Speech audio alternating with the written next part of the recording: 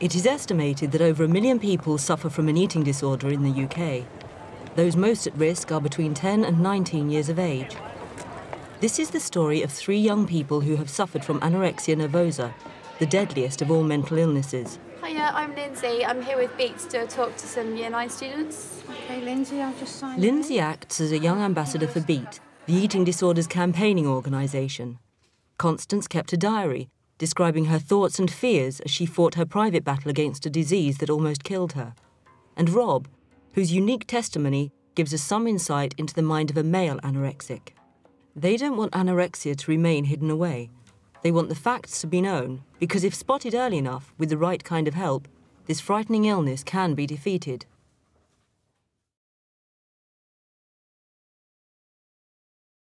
Okay, hey guys, I'm Lindsay. I'm 19 now, and I suffered from an eating disorder from the age of 14.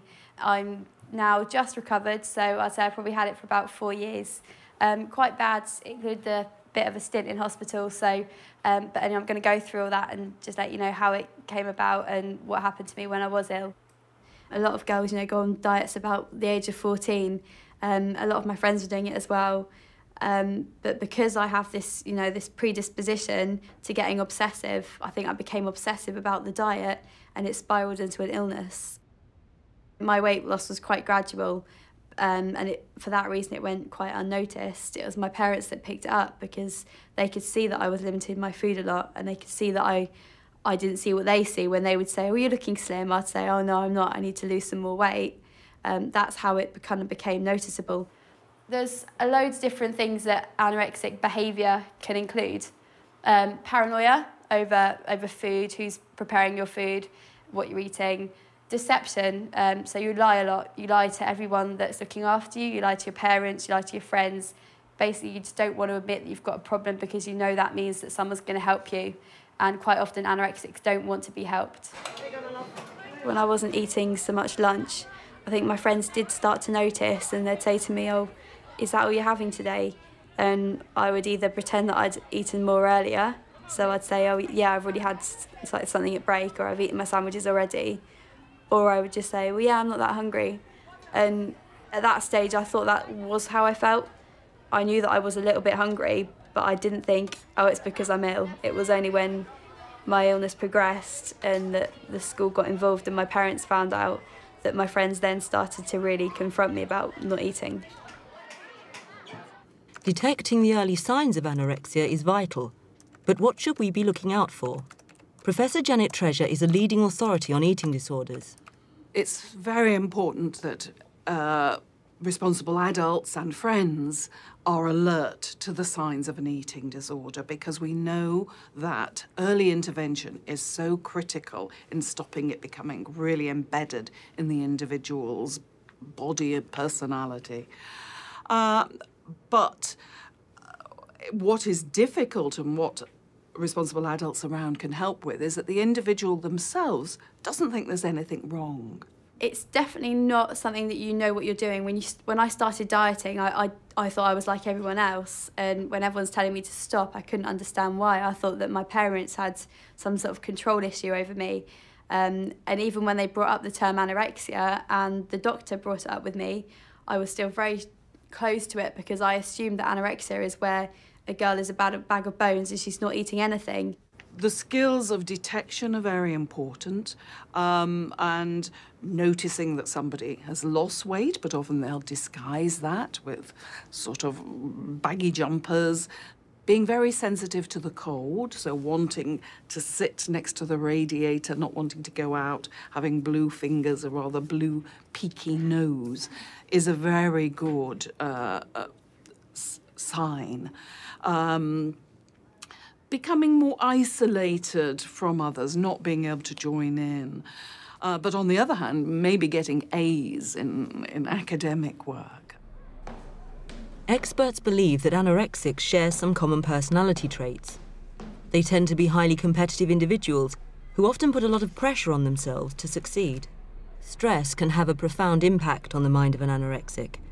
Lindsay's anorexia started to accelerate around the time of her GCSEs, when she was suffering from high levels of anxiety.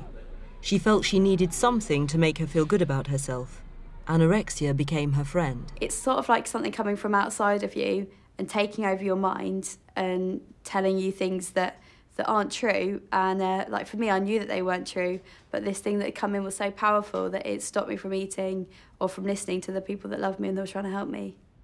It was so powerful that there's nothing you can do about it, and it turned me into a completely different person. I'd gone from being calm, friendly, to being very sort of inward. I didn't want to be friends with anyone. I didn't want to see my friends. If my parents tried to get me to do something I didn't want to do, then I became very, very violent. I was smashing things, like hitting out, all sorts of things that is just completely out of my nature. There are loads of different causes for anorexia. You can't really just say, you know, someone's got anorexia because of this, because every different case has a different background to it. For me, it was a mixture of different things, and I think that's probably what happens with a lot of sufferers. I was going through a really bad time in my life because I'd been sexually assaulted when I was 14. It was a family holiday, actually. We were staying in a really, really nice hotel, and my parents and I became friends with the photographer who was actually hired by the hotel. He was like a friend to us, but then one night he sort of took me to the side. I was 14, I was naive, I hadn't really had boyfriends at that stage, had no idea what his intentions were, and then he assaulted me down by the beach where there was no one around, and then I came away feeling very, very guilty that I'd done something wrong, that I'd led him on. I came home from that holiday where that happened, and my nan then died. I was having all sorts of inner turmoil, and it kind of brought me into a depression, and then I took out my depression on my food. Lindsay kept the sexual assault a secret. She didn't want to tell her friends or her parents. She felt very isolated and helpless. There appeared to be no way out of her misery. I was having a really, really bad day. I'd just been told that because of me, we couldn't go on a family holiday because the insurance company didn't want to touch me because I had anorexia on my records. So I felt guilty because of that, and my parents had been rowing a lot, so I just thought, you know, maybe it's better if I'm not here. I went to bed, lay there for a while crying, thinking about it, got my thoughts together, and then just went to the medicine cabinet, got some pills, and that was it, took them. An hour later I woke up feeling horrendously sick. My bed was spinning and everything, so I sort of staggered to my parents' room and actually admitted to them that I'd taken the overdose because I was terrified by this stage, and they rushed me to hospital. Anorexia had taken over her mind and body. Her overdose was a warning sign that her condition was rapidly deteriorating. She needed urgent treatment. But the availability of specialist psychiatric care for young anorexics can be limited, dependent on where you live. There are some parts of the country which have no provision whatsoever. Lindsay was at death's door before she was finally admitted. To be honest, inpatient was absolute torture. It did give me an insight into how, you know, like there was only one choice: you either put on weight or you go into hospital. You can't just keep losing weight. It was very, very rigid in there. All the meal times were very, very structured, set times. 5 o'clock in the morning, we had weigh-ins once a week for all the anorexics. So we'd get woken up and made to go and get weighed, then go back to bed. Throughout the night, we were watched, we were on observation in case we were exercising in our beds. And meal times, all the anorexics would have to sit together, each with a carer next to them. And you weren't allowed to drop food, otherwise you had to either eat it off the floor or the table, or you'd get double the portion back. We had cake one day which was doused in buttercream icing, which I hate, and I refused to eat it. So I had to sit till the next mealtime on supervision with a carer in solitary confinement. We had to just look at the piece of cake for, I think it was three or 4 hours on my own as punishment. And if I'd carried on doing that, I would have been put on tube feeding. So after that, I started eating because I had this threat of tube feeding, and my mum had to sign a form to say that she'd let me be tube fed if necessary. For sufferers with anorexia, weight gain is a crucial first step towards recovery. But what Lindsay felt she also needed was help with tackling her underlying emotional problems. It's left me with massive issues with my body image. I'm very, very self-conscious. I'm always going to freak out about my weight. I'm always going to be watching what I eat. I don't think that's going to change until I get the therapy that I needed. Even now, sort of my weight's fine. I'm living my life, but I don't think that I ever got the therapy that I needed to overcome it. So I've still got the issues that I had when I was very ill. And it's also on my health. I mean, I think that I'm okay, but I could have osteoporosis and all sorts of other things that have been undetected so far. And again, that's not really been followed up. I just kind of got lost in the system. Once you look okay, that's it, you're gone. So I think that kind of needs to be reviewed in some way, because it's one thing refeeding an anorexic, but it's the mindset that you need to change, as they're going to go straight back down when they get home. My parents gave me a lot of support when I was getting better, and I think it definitely helped me, because at that stage I didn't really have many friends that I could turn to. So what do you need for tonight then? And then I met my boyfriend, who has been a massive, massive help.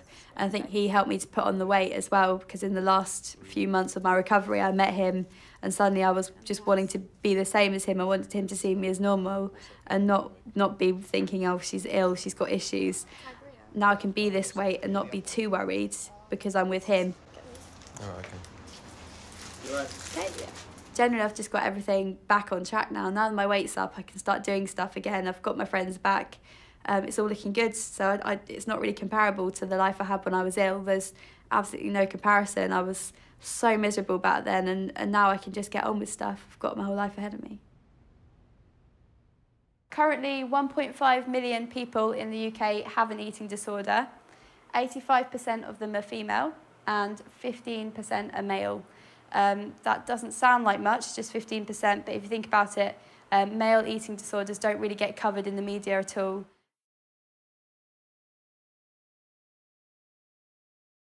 I think with young men, the reason that it's not often perceived as something that happens to them is largely, I suppose, due to cultural expectations, gender expectations, because anything to do with weight or appearance, or perhaps behind that at a deeper level to do with emotional well-being, is perceived as being more feminine.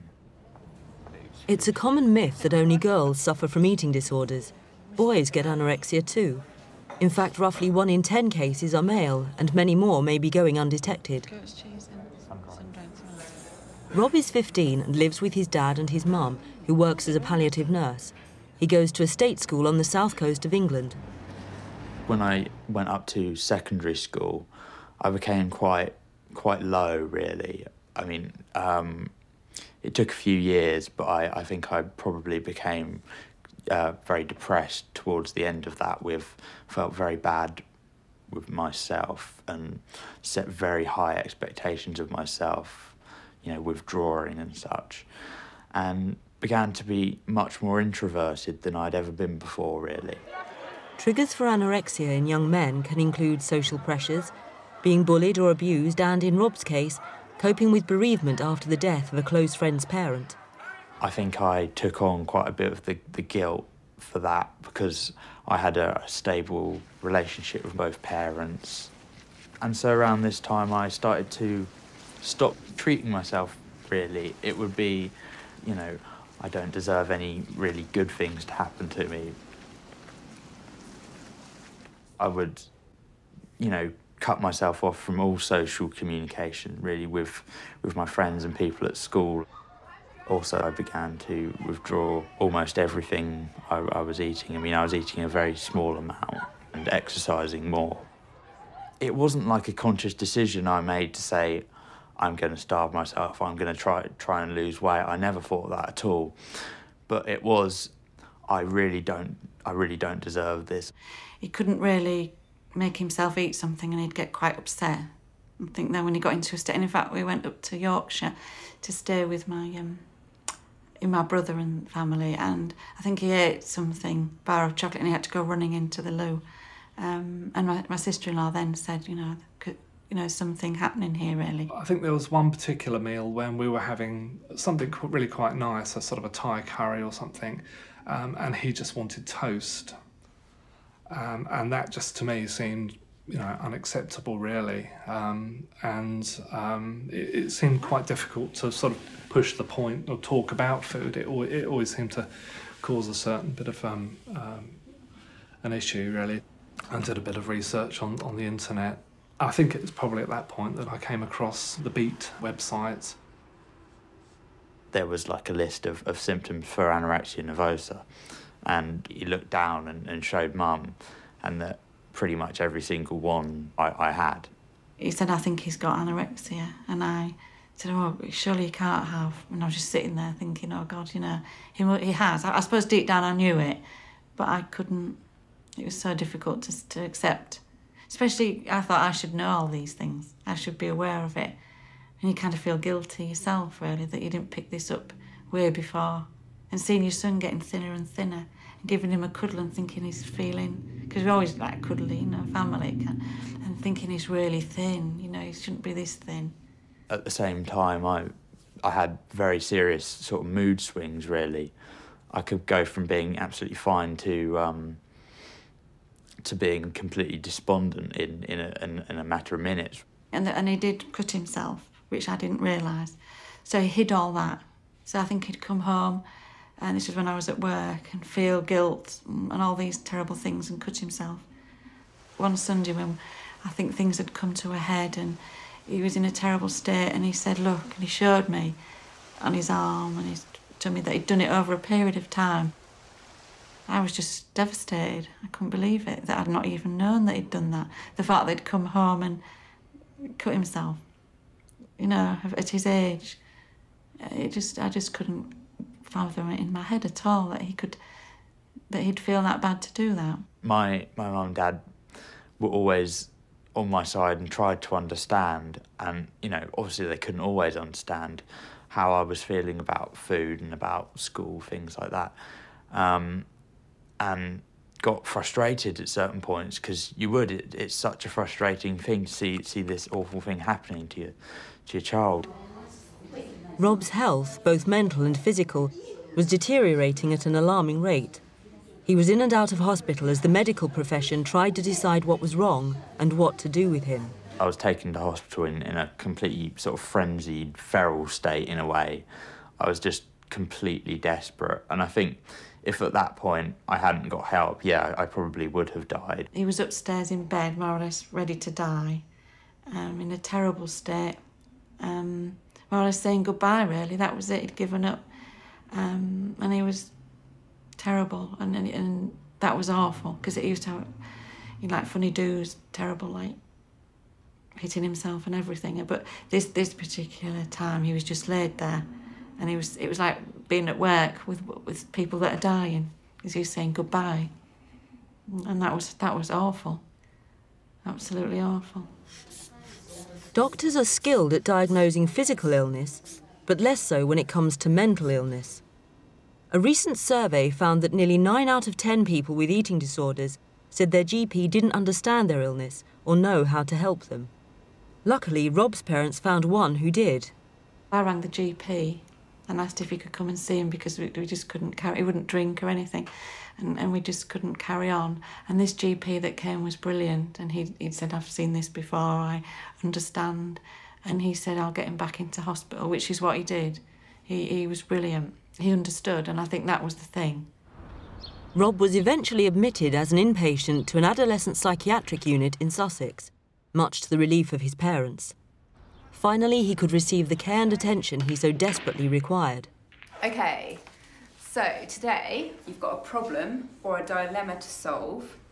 So you're almost at a crossroads in your life. The staff not only treat young people with eating disorders, they also deal with a wide range of psychiatric illnesses.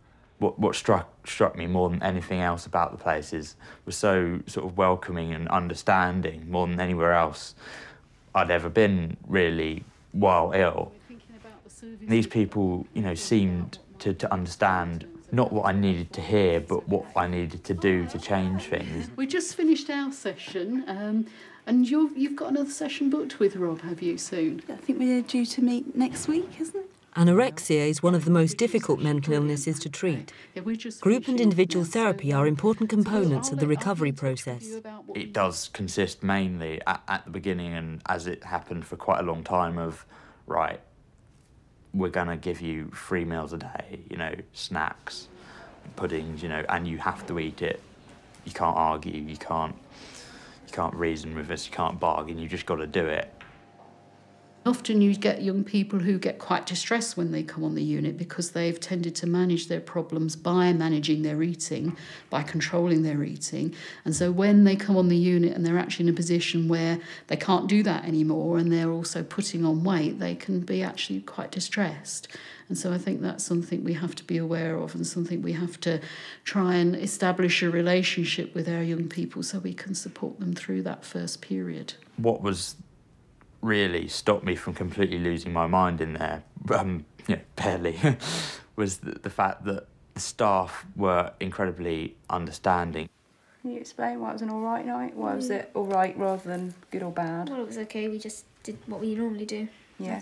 Nothing. They tried to, Okay. I suppose, tried to make you feel like a human being rather than somebody who's mentally ill, you know, and that made a huge difference.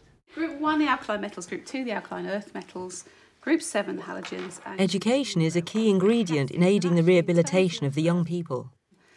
studying chemistry up to GCSE, really those are the main groups that you want to know. But you've also got this big block. We have a very good school unit on the premises who provide an awful lot of support, a very structured timetable for our young people, and they also liaise very much with the education facility that young persons come from. And so they talk to the previous school, think about some of the issues that occurred there, how they can support the young person through those. If the young person is in the middle of exams, we can provide them with a base to do exams as well as support that will lead them up to those exams. So there would be an opportunity perhaps for young people to go back to their school with some support to try and reintegrate into their school. What do they put into airships now? Helium. Once we've got them in a situation where they feel that they can start to eat a little bit more, can start to put on a bit of weight, then we would explore what other support would be needed, and we'd be looking at some sort of therapeutic intervention. I was talking with Mum about a scale of 0 to 10, and 0 being that you're not at all confident that you can manage it, and 10 being that you're very confident that you can manage. So where would you place yourself? I'd say about 7, really. Nice. When I did receive therapy, it was really enlightening, actually, and also just made incredible changes in how I saw things, really. It was nothing, nothing magical or mystical about it. It wasn't like, okay, I'll tell you this, this and this that you can do every day and you'll feel different. But simply someone who I had a really good relationship with and understood me and I understood them, and then just talking to them on a regular basis about how I was feeling, and then actually getting them someone objective, as objective as you can be, to look at that and say, give you their professional opinion on how how these things had developed, and help me to work through myself, trace back how thoughts and feelings had sort of evolved, really, and challenge the assumptions that were feeding them. What support do you think you'll need to manage that? I think as the family we need to be aware of how it might affect him, but also the tutors and the support that you've given us, just to talk it through in our family therapy. Parents need a lot of support in those situations, and I think often parents have talked to me and said that they feel that their child not eating is sort of almost the biggest rejection that could happen for them, because it's, they see the role of a parent is to nurture and look after a child, and if you're not able to do that, you can feel pretty useless, and people describe feeling that way to me. And so I think one of the things that we want to do is to talk to them about the situation, give them a bit of reassurance that this is not something that they're to blame for, it's not something that's their fault. I can't express how grateful I am for my parents, really, because it's been the small things, really. Just knowing the fact that they've been there all the way through, they've always supported me, and even if they get frustrated or upset. Anorexia's changed our lives quite dramatically, and Rob's life very much so, yeah. And I don't know that people realise, and it's not just, it's the family, it affects the whole family and friends. a lot of people. It is devastating. And it shouldn't be taken lightly, because it can just come and take you over. As a family, a little family, the three of us, I think we all respect each other, and because we love each other, and that's given us the strength. I take things on a day-by-day basis to a point, because I'm just happy to be alive, and I feel incredibly lucky with everything that happens to me in life. Even bad things could be so much worse. I want him to be happy and carefree, really. I just want him to be able to do things without worrying about it, and I just want him to have a happy life and do what he wants, and have to say, I am good, Mum, I'm a good person. I just want him to be able to say that.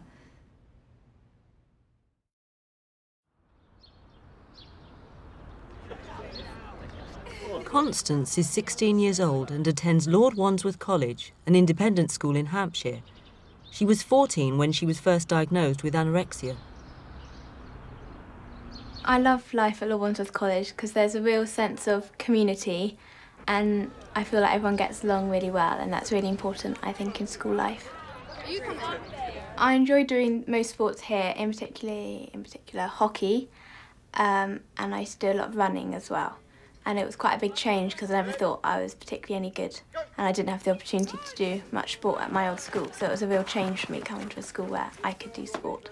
She was always really hard working at school. I've never, ever, ever had to say to her, have you done your homework yet? She would always do it. She is a very easy child, and all the time that I was thinking, ooh, Constance is no trouble, actually it was masking a whole load of things going on underneath. I would say running was a big trigger for me, and probably the main cause for my eating disorder. There's quite a fine line between an enjoyment and doing it because you feel you have to, because there's a voice or anorexia makes you have to go out. And I think it comes in quite slowly, but it is noticeable. And then when the percentage for your enjoyment reduces, then that's when I think there starts to be an issue, because you're not doing it for yourself anymore. You're not doing it to keep fit. You're now exercising because you feel you have to, and the anorexia is making you exercise. The changes happened from being this very chatty child that would come in and be full of everything that was going on, to suddenly saying, I don't want to talk about it, So I'd pick her up from school and say, how's the day been? Oh, I don't want to talk about it. And that shut-off was very, very strange and very dramatic. But again, because you think, she's a teenager, I won't pry. I think teenagers do need their privacy. But it really was like she was climbing up completely. You're constantly tired, and because I was boarding, when Mum would see me on the weekend, I would just be tired and I wouldn't be able to get up from the sofa, and she just thought, it's a teenager, she's had a long week, she's just really tired. But obviously that was because I was starving myself during the week, so I had no energy. I would just hate going home on the weekend because I knew I'd have to eat, because I would eat so that my parents couldn't see what I was doing during the week. You end up constantly lying to your family and friends, which is so hard because in a way you know that you're lying, you know that you've lied about what you've eaten, and you know that you've lied about how far you've been running, but it's an impulse that you do because you don't want people outside to come in and understand your illness. So you're trying to protect yourself in a way because the anorexia becomes your friend, and that also gets twisted in the way that because people around you then say they're the ones who are deceiving you, and they're the ones who are trying to make you fat, and they're the ones who put you in hospital. Anorexia is often misdiagnosed. When Constance was first referred to a consultant, she was diagnosed with chronic fatigue. She was told that she was to be taken off games. For Constance, who was the only person that knew what was really going on, that accelerated her into the anorexia, because if she couldn't lose the weight by the excessive exercising, then she could only do it by further food restriction. And the school, in able to help her cope with the fatigue so that she could just concentrate on her lessons, was sending meals down to the house for her, which we all thought was a brilliant idea. But of course, we didn't realise Constance was just chucking all the food away. So she was starving herself completely and very successfully. Anorexia is a very secretive illness, and it was my friends who actually picked up on it first because they were the ones who were with me during the week. So they noticed the amount I was exercising and also how little I was eating. They were worried about my destructive habits that they could see, and I think it was hard for them to know what to do with that, because they didn't want to betray my trust as friends, because then that would put our relationship or our friendship in a different aspect. But they had to break that trust in order for me to get help. The person who first spotted the telltale signs of anorexia was her school nurse.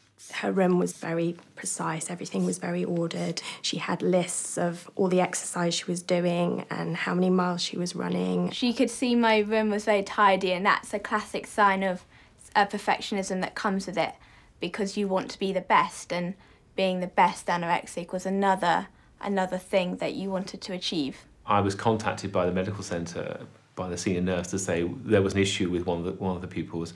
She kept that confident in terms of who the pupil was, but she talked to me about how she and the medical team wanted to deal with it. From my point of view, it was relatively straightforward because I had the confidence in my team. I knew I'd be kept informed as I needed to be, but also wouldn't be part of breaking of confidence. And often, as a head teacher, you have to understand that you can't know all the details or the individuals, and you do have to trust your team.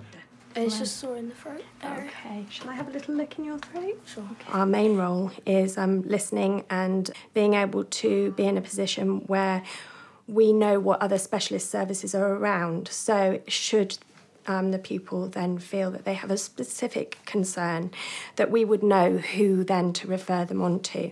I was taken to the school doctor where I was weighed and heighted, and that was when the direct question was asked, "Are you anorexic?" To which I replied, no, because there's a big denial process that goes on because you don't believe you've got a problem, because all your habits you feel are normal habits and normal things to do. The school doctor was the one that hit the nail on the head. He knew that Constance was anorexic, which was a bit of a shock and didn't sort of make sense. Because if you backtrack, I'm at home, I'm the mother, and I'm seeing this child that's doing really, really well at school. She's very athletic, very fit. And also what you have to bear in mind is that when I picked Constance up from school on a Saturday afternoon, she would eat with us. So my first thought was, what is he on about? I think my parents found it quite hard to especially understand what I was going through, because it is so isolating and you're very restricted in what you can say. And the anorexia means that you don't tell people what's going on and you don't share your feelings. And eventually I managed to have a conversation with her. It was here in this room, to ask her to open up and, you know, you can trust me, tell me what's going on. Doesn't matter what it is. And that's when she said to me, well, actually, and this is a bit of a praise-seed version, you can see how fat I am, Mum. I need to lose all this weight off my thighs. I was doing very well at running and doing all my exercise. But of course, since I've had to stop, then I can't do that anymore. I don't need to eat at school because I can stop doing that. That's not a problem, but I don't want to keep on eating now I come home at the weekends with you. Could you stop feeding me? And your heart just sinks because it's just that kadunk, you know what you're dealing with suddenly. It all slots into place. I think schools face difficulties in how to approach anorexia. I think there's sort of two extremes. One is you just ignore it. It doesn't happen in my school. The other is you go so far in terms of education that you may actually highlight issues that others haven't thought about yet. So there's a balance to strike in terms of informing, but at the same time not frightening. And I think a school just has to be constantly aware of it and provide the right sort of training and support. The school were fantastic. I went up to see Ian Power, the headmaster, with her house parent, burst into tears. And they said, we'll do whatever it takes. And I said, Constance wants to stay at school. And he was very clear, working with the outpatient team, that yes, she can stay in school, but she has to eat. If she doesn't eat, then she can't come into school. And that was a big motivator for Constance. Anorexia is a very isolating illness, and I think people often miss the depression that comes with it and the really strong feeling that you just feel you're never going to get better. And things can deteriorate very rapidly with it, and especially with me, it all happened really quick within about 2 months of being diagnosed to going into an inpatient hospital. At that time, they said it would be 5 weeks before we can get to see Constance. And I knew that Constance was deteriorating so fast that in my mind, I thought she would probably be dead by then. That's how serious it was. And in actual fact, by being so persistent and making a nuisance of myself, we got a cancellation within 10 days. And then once we were in the system, we could start getting the specialist support that we needed. Constance was admitted to an eating disorders unit for adolescents. She was there for 7 months. I was very scared and very isolated because I wasn't sure how long I was going to be there. I didn't know if I was going to be there for 6 weeks or 2 years. I just didn't know. So as time progressed, it was, I think, realising that everything that I was missing at school, at home, that was a real motivation for me.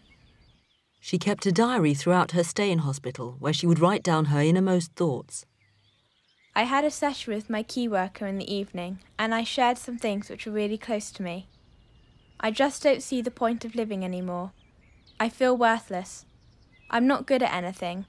I find it so hard to want to put anything inside me, like food and water, because I am no good. I don't deserve it. I'm nothing. So it is easier and better to have nothing inside me. My key worker asked me to think of 3 good things about me, but I can't think of any. The whole process of recovery is such a slow one, and it's also about one tiny little step forwards and then they go back again. Another little step forward and then there's no progress and then they go back again. In the really low moments, I wasn't giving myself enough food, so the decision was made to put a nasal gastric tube in me so that I was able to get enough food. And that was a really, really traumatic experience because you don't want it, and the rational side of you can see that this is not what you're meant to live like. You're not meant to be fed through a tube, but yet the anorexia doesn't want it, but realises that this is a way of being a good anorexic. So you've got always 2 minds about what's going on, and it's a constant battle between your 2 minds. 2 months passed in the unit. In the outside world, her classmates were starting the new autumn term. It was the worst time for the inpatients, knowing that their friends would be going back to school and getting on with their lives. They often wrote to me and they sent me texts and they spoke to me on the phone, which was a really important part of my recovery, to know that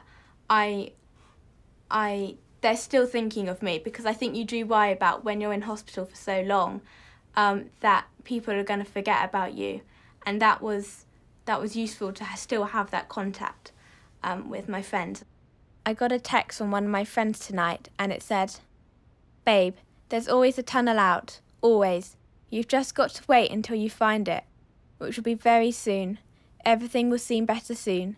Keep the faith, babe." I just found that so inspirational, and I was really proud to be friends with someone so supportive. And things like that give me glimmers of hope, which I really need right now. The role of Constance's school was equally important in aiding her recovery.